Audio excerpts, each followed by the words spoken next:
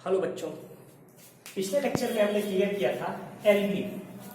तो जब हम किंगडम प्लांटी को डिवाइड करते हैं तो दो पार्ट में डिवाइड होता था। एक तो था हमारा एलगी और दूसरा हमारा था एम्ब्रियोफाइटा।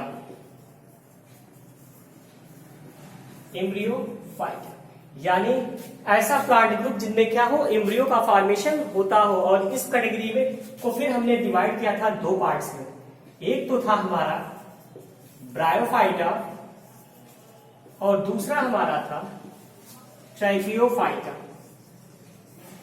यानी ये दो कैटेगरी डिवाइड हो गई, एक ब्रायोफाइटा की और दूसरी ट्रैकियोफाइटा की। जो ट्रैकियोफाइटा हमारा था ये फिर डिवाइड किया था टेट्रोफाइटा और स्पर्मेटोफाइटा में।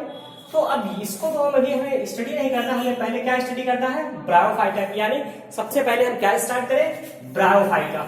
नाउ लेट्स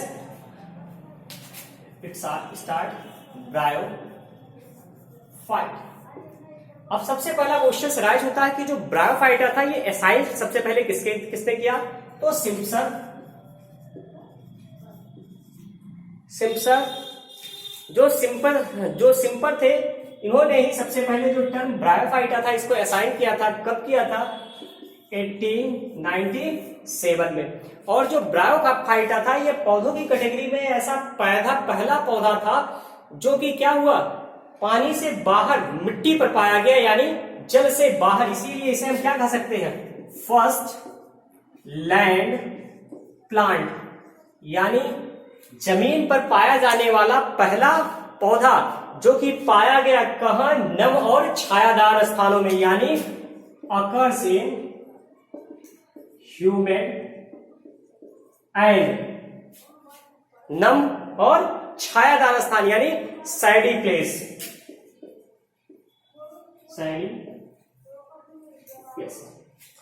तो ब्रायोफाइटा की कंडीशंस में क्या हो गया कि सबसे पहली चीज हो गई कि ब्रायोफाइटा ऐसे पहले पौधे थे जो क्या हो गए, जमीन पर पाए गए। लेकिन चूंकि ये एक्वेटिक जनरेशन से डायरेक्ट आगे बढ़े, यानी ये जल से बाहर निकलने वाले पहले पौधे थे, इसलिए ये ऐसी जगहों पर पाए गए जहां नमी की मात्रा अधिक हो और पर्याप्त छाया भी हो। अन्यथा क्या होगा, ये पौधे प्रॉपरली ग्रो नहीं कर पाएंगे। इसीलिए जो हमारे ब्रायोफाइटा थे इनको टर्म दिया गया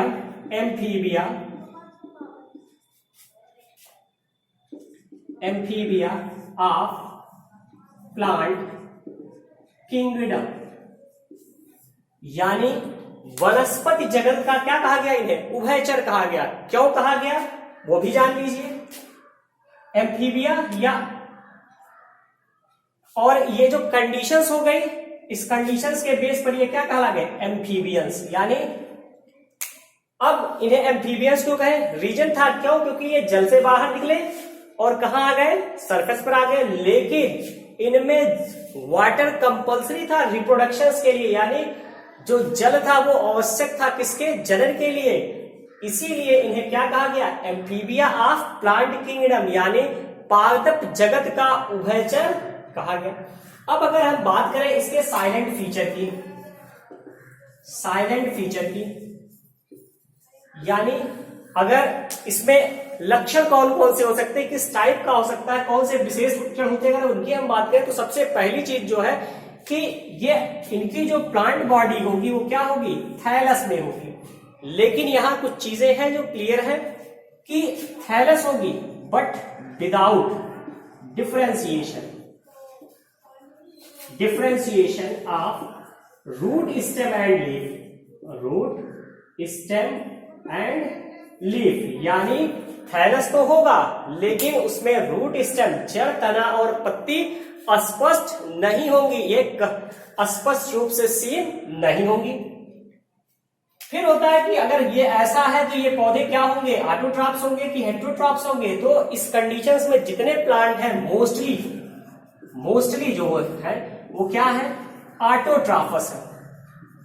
ऑटोट्रॉफस यानी अधिकतर पौधे क्या होंगे, स्वपोषी होंगे, यानी प्रकाश संश्लेषण की प्रक्रिया के द्वारा अपना भोजन स्वयं बनाएंगे। अब चूंकि इनमें प्रकाश संश्लेषण प्रक्रिया पाई जा रही है तो प्लांट्स के किस कलर में होने की संभावना ज्यादा है, ग्रीन कलर में, यानी फोटोसिंथेटिक पिगमेंट पाया जाएगा। लेकिन ये जो प्लांट होते हैं हमारे, ये नॉन वैस्कुलर प्लांट होते हैं।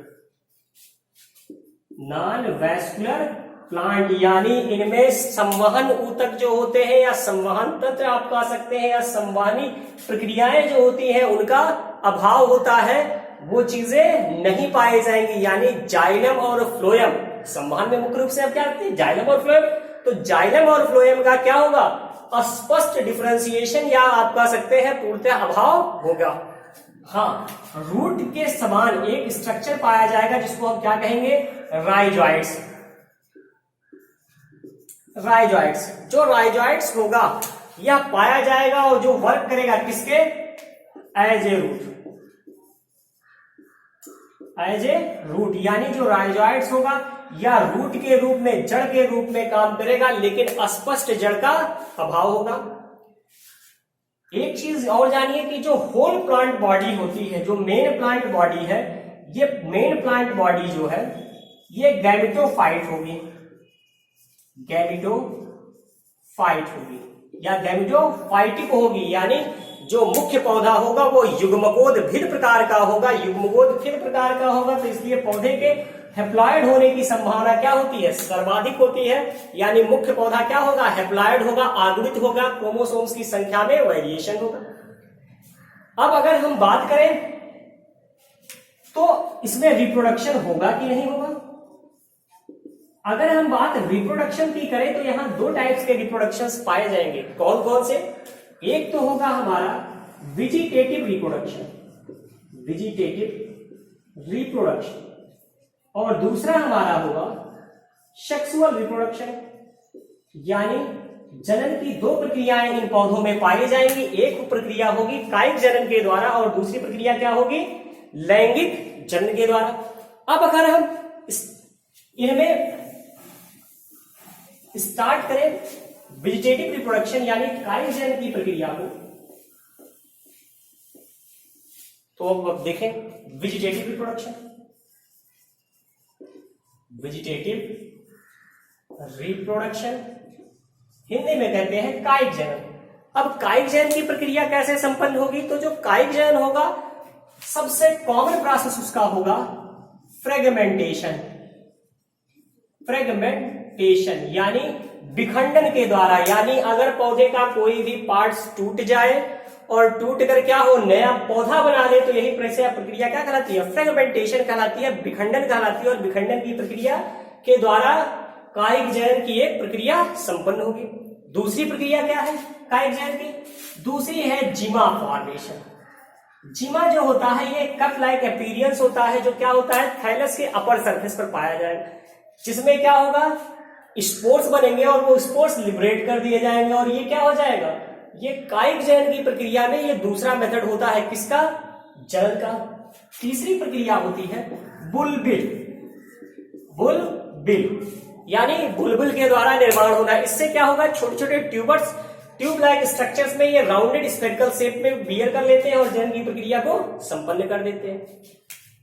अगला होता है ट्यूबर, ट्यूबर इससे क्या होगा, ये जनन को आगे बढ़ाएंगे। लेकिन ट्यूबर की प्रक्रिया जब होगी तो यहां साथ होगा प्रोटोनीमा, जो मेन प्रोसेस होता है ट्यूबर का, जिसमें क्या होगा एक कैप्सूल लाइक स्ट्रक्चर बनेगा और उसी से जनन की प्रक्रिया उस संपन्न होगी। अब अगर हम बात करें दूसरे टाइप की, तो दूसरा हमारा था सेक्सुअल रिप्रोडक्शन। यानी रिप्रोडक्शन की जनन की प्रक्रिया में दूसरी जनन की प्रक्रिया क्या थी, सेक्सुअल रिप्रोडक्शन यानी लैंगिक जनन।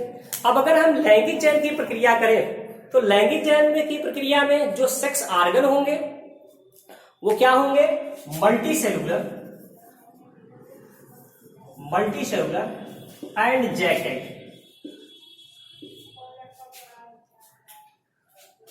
यानी जो आपके सेक्स आर्गन होंगे इनके चारों तरफ क्या होगा, कोशिकाओं का एक मोटा आवरण पाया जाएगा जो क्या करेगा, उन्हें प्रोटेक्ट करेगा। इसमें जो हमारा मेल आर्गन है, मेल आर्गन ये हमारा कहलाएगा एंथ्रीडियम, एंथ्रीडियम। जबकि जो हमारा फीमेल आर्गन है, फीमेल आर्गन ये कहलाएगा आर्चिगोनियम। जो आर्चिगोनियम होता है ये नेक कैनाल सेल का फॉर्मेशन करता है, जबकि जो हमारा एंथ्रीडियम है इसके द्वारा अस्पर्म बनता है। अस्पर्म जो होता है ये बाइफ्लैजेलेट होता है, यानी इनमें दो कशाभिकाएं पाई जाती है, जिससे ये क्या करता है, वाटर फिल्म के द्वारा मूव करता है और फर्टिलाइजेशन प्रोसेस को संपन्न करता है। इसीलिए जो वाटर होता है, वाटर नेसेसरी होता है किसके लिए, फर्टिलाइजेशन के लिए, फर्टिलाइजेशन के लिए, यानी बिना जल के निषेचन की प्रक्रिया संपन्न नहीं होगी। अब अगर पूछा जाए कि जो प्रक्रियाएं हो रही हैं ये स्पेशली किस टाइप की होंगी, तो जो सेक्सुअल रिप्रोडक्शन होता है ये मेनली होता है oogamous टाइप।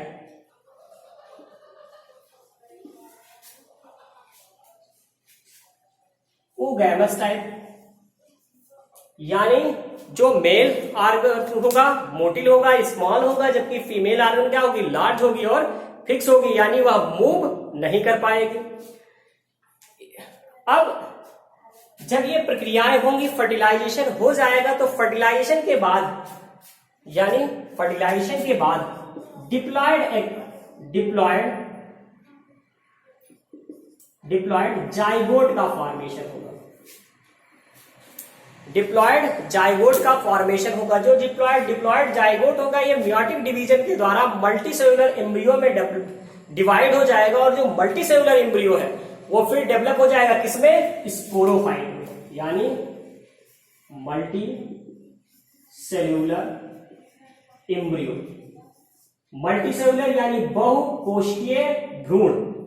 जो जाइगोट है ये क्या किया, विभाजन किया, और विभाजन करके यह किसमें कन्वर्ट हुआ, बहुकोशिकीय भ्रूण में कन्वर्ट हुआ, जो पुनः विकसित हो जाता है किसमें, स्पोरोफाइट।